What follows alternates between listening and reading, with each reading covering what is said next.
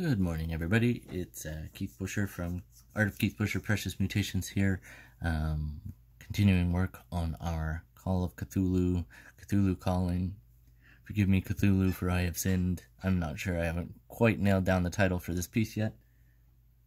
But it's a upcycling tutorial on how to take a figurine and alter it into something a little more desirable for our generation. Taking it off your grandma's shelf when she's not looking. I'm just kidding, don't do that. We do thrift shopping, garage sales. I just spent about 6 hours this weekend doing garage sales, and I found some really cool pieces that I'm excited to get started on. But it's a fun hobby to pick up. It's inexpensive because you're purchasing stuff, you're keeping it at a landfill, so that's good for the earth. And, you know, we get to build some really fun stuff. As always, I'm sculpting today with Epoxy Sculpt, which is this material here. If you would like to purchase some and follow along, you can purchase it here at www.avesstudio.com. This is a smaller, I've shown you the bigger containers. This is an 8 ounce, and then you can buy, it mixes into a 2-part, so even though this doesn't look like it's all that much clay, basically you end up with twice as much as this because it is a 2-part system. You mix equal parts and you get quite a bit of clay, a lot of bang for your buck. Alright, so in our last video, so to bring everybody up to speed, if this is the first video that you're watching, I suggest you go back to part 1 and start from there. Basically, we looked at the piece, kind of brainstormed how we were going to do this, so we decided we were going to put Cthulhu in the background. But you guys know all that. We're going to have tentacles coming out, fingers coming out, but in order to do that, we need to create depth. So I took this purple piece of styrofoam and we carved a little bit of it out. As you can see, I then put a backer in there, a clay backer in there, so that we have something for our clay to stick to. This purple foam is not going to stay, so we're going to break that all off when we're done all our sculpting and everything, and then we're going to attach this piece, which basically we cut to size to fit on the back. We're going to attach that to the back of the piece and hide the back so that it's not as obvious and it will look nice and neat. So we're going to take this piece off for now, and we're going to focus on Cthulhu, who's basically looking through the portal at this child who's come to claim his confessions, or, you know, has come to pray, and sadly and unfortunately for him, chosen the wrong place to do it. Okay, so I've done my research. I looked online at a bunch of pictures of Cthulhu. The thing about mythical creatures is somebody writes about the mythical creature and they describe it, and that sets off visions in everybody's head. So there's 1,000,001 illustrations of Cthulhu. There's probably even more than 1,000,001. But there's tons of ideas and illustrations and conception art of what Cthulhu would look like. And none of them are going to be necessarily what you think of. So, you know, when you're doing mythical creatures and those sorts of things, then it's then you kind of have a bit of free range. But at least if you're looking to make it similar, or at least along the idea, you get a general feel for what everybody else is thinking. So you want to keep it somewhat in that ballpark. Or you can go completely out of left field and make your own Mecha Cthulhu or something along those lines. That would be really cool, actually. Anyway, that's another project for another time. Anyway, so we mixed up a bunch of our clay here. I'm using the green color Epoxy Sculpt for this project. To me, it doesn't really matter what color you use. My preference is the white. There's white and there's pink. Are the two main ones that I use for teeth and flesh tone and those sorts of things. But to be completely honest with you, oftentimes whatever it is that I sculpt, I end up painting over. So because Cthulhu is somewhat of an aquatic creature, there is a lot of greens and dark greens and stuff. But people also use tans and stuff like that. So I'm using green just because it kind of helps me mentally conceptualize what he's going to look like. But the truth of the matter is, I'm probably going to give him a complete overhaul when it comes to paint job. So it doesn't matter what color. this stuff, the epoxy sculpt, sands and it paints really clean. So it's a really good product to use. You can sand it, you can drill it, you can tap it, but it covers with acrylic paint really well. And then after you've used acrylic paint, you can coat it, seal it. I highly suggest you coat it and seal it, just because then you get a nice good seal and you don't have to worry about it. Less likely for it to scratch off and stuff. So we're going to start, basically I'm thinking like Cthulhu is on the back of this. Oops, sorry, I hit the camera there. I'm thinking Cthulhu is like on the back and he's kind of peeking through this way as though it were like a keyhole. So this orbital bone is going to be, this is kind of our, like I said, I cut this out, but I made a bit of a bleed line, so it's a little bit bigger than the actual opening, but it's alright. So this is going to be our lower orbital bone. And I haven't had many personal interactions with Cthulhu, but my understanding is he's not a very happy fellow, so we're not going to make him, we're going to make him angry today. So we took about a third of that clay that I was using, that I mixed up to make this orbital bone. Now remember, he is trying to peer through this window, so you can't have it come up here and get blunt, because then it's like his face is going into the side of the window frame, and that wouldn't make a whole lot of sense. You want to make it look like it's pressed up against. So we're just going to kind of softly put this in. Right now, like I said, I just mixed this clay. I'm actually doing this video right after I did the last video, so this clay is still soft too, see? So it'll blend a little bit nicer. We have all our tools.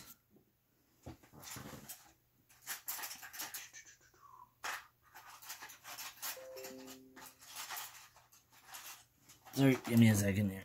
I'm looking for a particular tool. That's not it. Oh, there it is. I'm using these soft rubber tip tools, and that will help. Just kind of, I'll use a little bit of water. I could also use the Abe's safety solvent, but I don't have any nitrate gloves on me today. So whenever you're using this stuff, even if you're using gloves, if you're not using gloves like me, bad boy. Rebel. I'm a rebel, what can I say?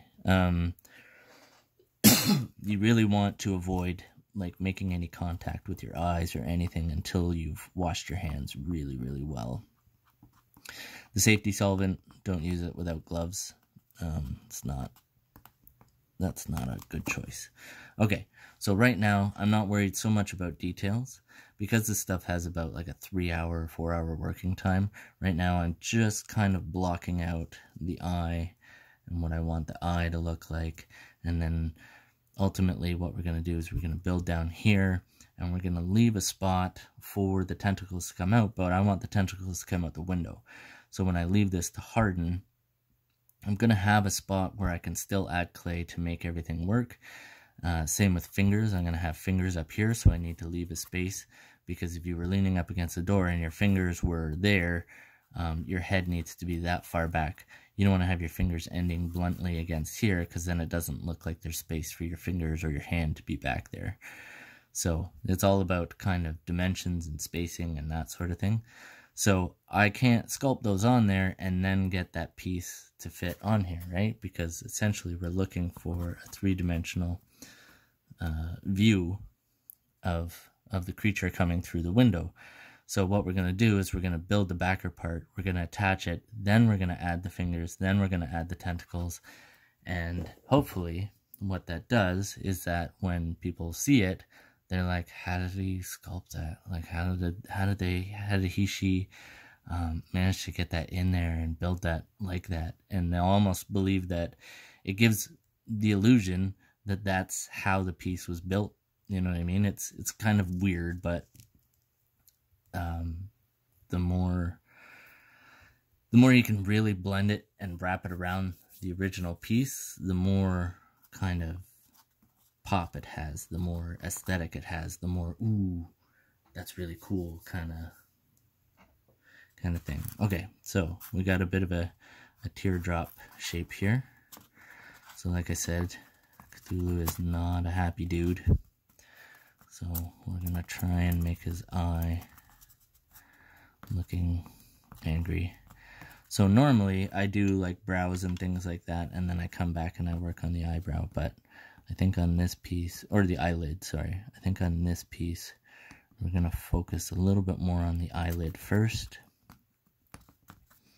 and then we're gonna flip this around so I can blend it.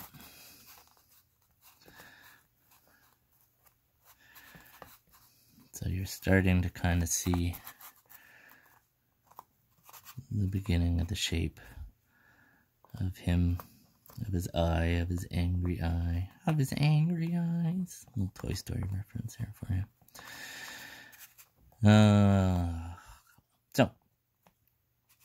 I hope you guys are enjoying this so far. I hope you guys are getting stuff out of this.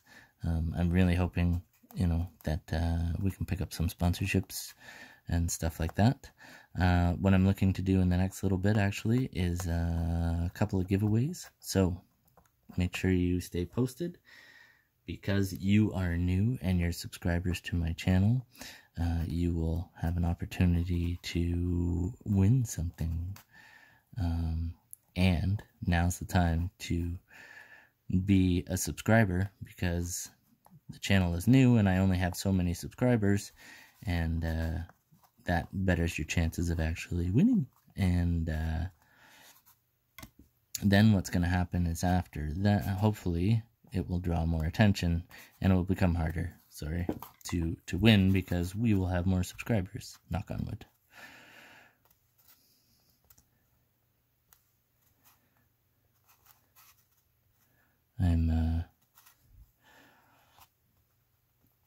I talked about some big news recently on my Facebook page, and that I'm fairly confident I can talk about stuff a little bit, but I'm working in conversations with the company that makes the clay, Aves. So here I'm just adding details into the eyelid, a little bit of detail into the eyelid, so that when we add the brow later, it'll be right. And we want to blend where the orbital bone meets the top lid. A little more water, because my tool is starting to stick a little bit. Okay, we're gonna come down here. We're gonna add this bit of eyelid. Add some texture into there. I have another tool that's good for this. It's along the same lines as the rubber tools, but it's a more pointed one. We'll get some water on there so it moves a little. Sorry guys. And we're just going to drag that across the eyebrow, or the eyelid. Man, brow, lid, brow. Brow, lid, brow. Brow, lid, brow. We're going to draw it across the eyelid, and that just gives it that wrinkled kind of appearance. So this little wood ball actually has a little circle in it from where they drilled it out, and it's actually helping to give me a bit of a guidance onto where the eye is going to end up. I might leave that in there instead of sanding that out, and use that as my reference for where the pupil's going to be. So we're adding. Now, every now and again, go back, because we're getting close to this edge and everything here, we can always go back and put our piece on and kind of see where we're at, where we're centered at, where it looks, what it looks like, right? So I think we're pretty good there. You can see we made a little bit of an impression here, and that gives me another guideline as to where I'm supposed to go with the clay. Okay, so we're doing pretty good here.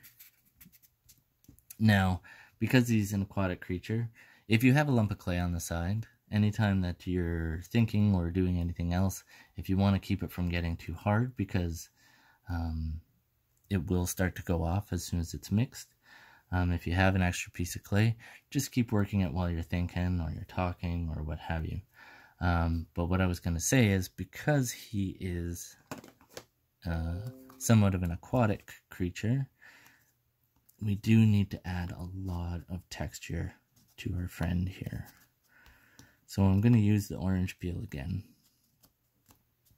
because it does add a bit of a reptilian texture. And what we're going to do too as well is we're going to add the coloring that we're going to use is going to be very reptilian. So, okay. So this we're going to work down into where the tentacles are going to be coming out and stuff like that. So don't worry about that too much yet.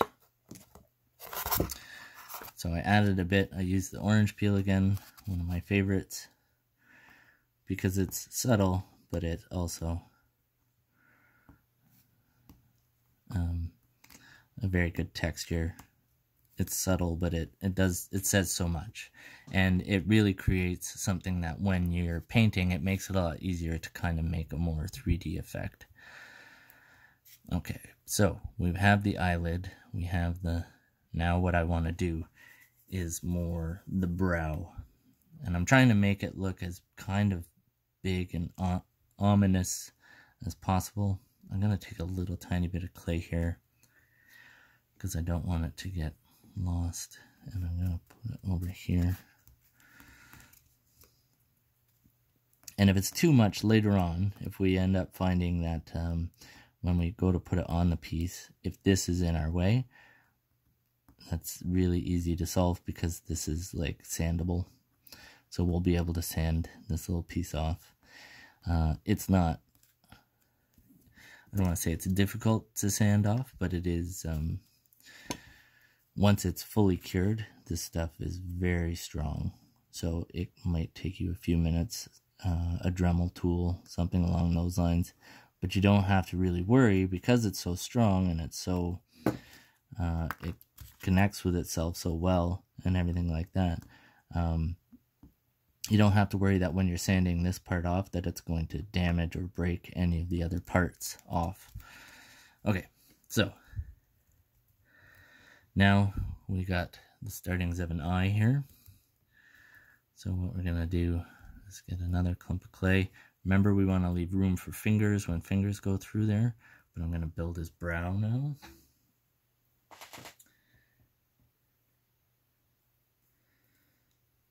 So I'm making like a teardrop similar to the same size. You know what, I'm going to use it all. A little bit bigger than what we used for his eyelid. So about that much. And rolling it into a ball in your palms, just like you were a kid, plasticine, making it nice and smooth so we don't have any excess wrinkles or anything like that. And we're going to make a nice angry brow. I'm not sure how long this video is or any. 18 minutes. Alright, so a little longer than most of the ones that we've done with this project so far. But yeah, clearly we're making some cool progress. I've never, this is actually like a new attempt for me. I haven't built this way before. I talked about how we brainstormed before we built this piece on how we were going to do it. And that was, you know, that's, I think, my favorite part about sculpting is taking things that I've never done before, taking things that I've never seen before and said, you know, I don't know if anybody's ever done this. This is my philosophy pretty much on art, is I work in hypotheticals. I've never seen anybody else do this before. I don't know if this is possible. So, you know, maybe I want to try it and see if I can make it work. So this is going to be the brow, so it's going to give us more of our expression. And we want it to look like it's going to go across and join up to another eye over here, so really going to push that in there. A little bit of water.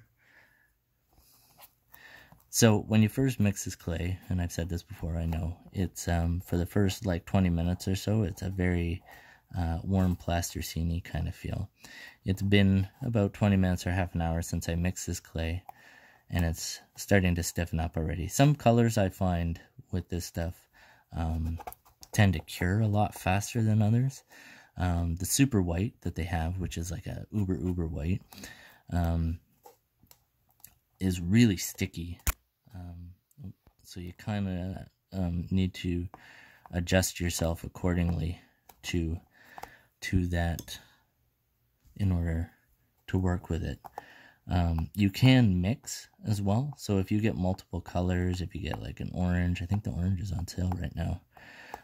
But if you get like an orange, or you get a green, or you get a blue or something, you can mix it with the white, you can mix it with the gray, you can mix it with, you know, the colors and get different shades.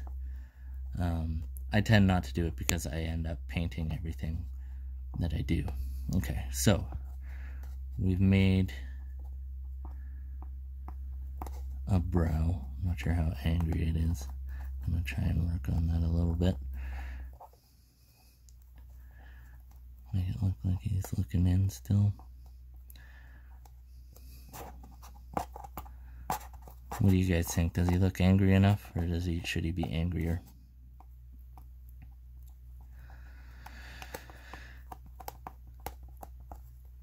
Alright, and then the last thing I'm going to show you today, so now that we've got the eyebrow, I'm going to add a bit of texture in here. I see we're missing some. I like the scarring kind of look that it's got. If you use the edge of then it looks like he's been hit by like boat propellers and things like that while he was coming up from below, or fighting with giant squids and sharks and megalodons and things. So the last thing I'm going to show you is, because he's a bit reptilian, I'm going to try and add some scales.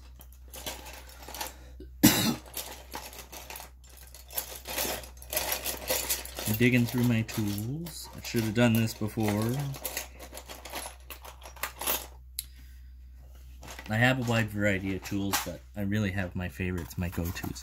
So again, we're going to go back to this tool, which is like a little wire, and if I want to add scales in the same way that I did teeth, I'm going to just press this in a little bit. I probably should have started from the top and worked my way down. But then we're going to go opposites in the same way that like bricks are done opposites and everything like that. I'm going to go, basically what I'm saying is, where's my pen? So if I do a row of scales like this, the next row of scales I'm going to try and center them on the parts where it went up, right? Just because if you look at reptilians and stuff like that, that's kind of how their scales work. So I'm not going to do too many. So it's not going to look great right at the beginning, but we're going to do like we did last time. And we're going to take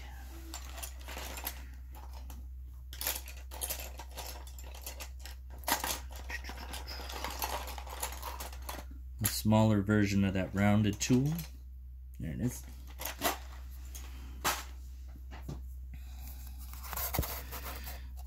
And we're just going to push in between the scales.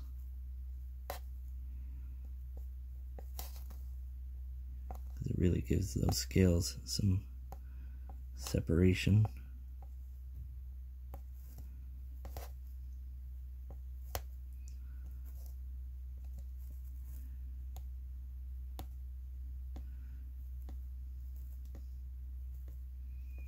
Okay, so, and then just work to what you like, what you're comfortable with. And paint will cover up a lot of, you know, little mistakes and boo-boos and things that you see and you're like, oh my god, that looks terrible. It's not going to look terrible by the time that you're done everything. Okay, so there we go. We've got the start of an eye. I'm going to do a little bit. I'm going to go a little lighter with the scales, or at least just kind of some lines here so it just transitions back into maybe the more flatter part of the head. I'm probably going to sculpt a little bit more up here just to kind of fill this in before we add the fingers later on. And of course I'm going to come down here with my cheekbone.